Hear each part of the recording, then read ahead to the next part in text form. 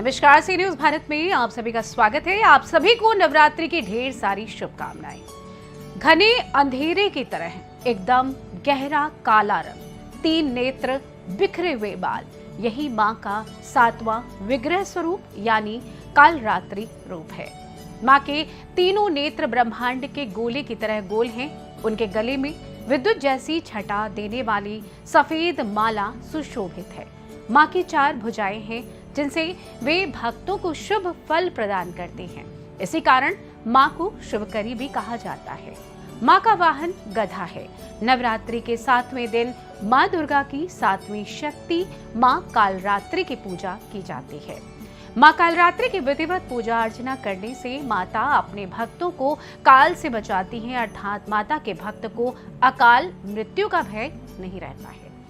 नवरात्रि की सप्तमी तिथि की पूजा सुबह में अन्य दिनों की तरह ही होती है, लेकिन रात्रि में माता की विशेष पूजा भी की जाती है।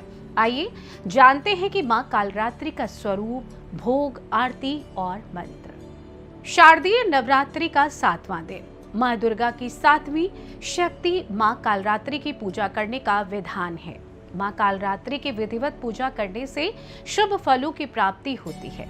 कालरात्रि मां को सभी सिद्धियां प्राप्त होती हैं। तंत्र मंत्र के साधक मां कालरात्रि की पूजा करने से सुख समृद्धि की प्राप्ति होती है। मां कालरात्रि पूजा विधि। नवरात्रि के 7वें दिन सूर्योदय से पहले उठकर सभी कामों से निवृत्त होकर स्नान आदि कर लें। कलश स्थापना के बाद मां दुर्गा की विधिवत पूजा करने के साथ मां कालरात्रि की विधिवत पूजा करें। फूल, माला, सिंदूर, कुमकुम, रोली, पंचमेवा, फल, मिठाई, गुड़ से बनी चीजें आदि को अर्पित करें। इसके बाद घी का दीपक जलाने के साथ धूप जलाकर मंत्र, स्तुति, चालीसा आदि का पाठ करने के बाद आरती कर लें। मां कालरात्रि भोग। मां कालरात्रि को गुड़ और गुड़ से बनी चीजों का भोग लगाने से वे जल्द प्रसन्न होती हैं। कालरात्रि प्रार्थना मंत्र।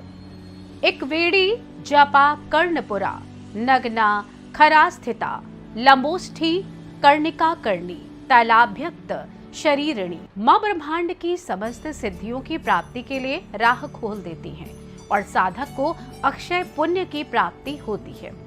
मां नकारात्मकता, तामसी और राक्षसी प्रवृत्तियों का विनाश करके भक्तों को दानव, दैत्य, राक्षस, भूत प्रेत आदि भयावह शक्तियों से उनकी रक्षा कर अभय प्रदान करती हैं।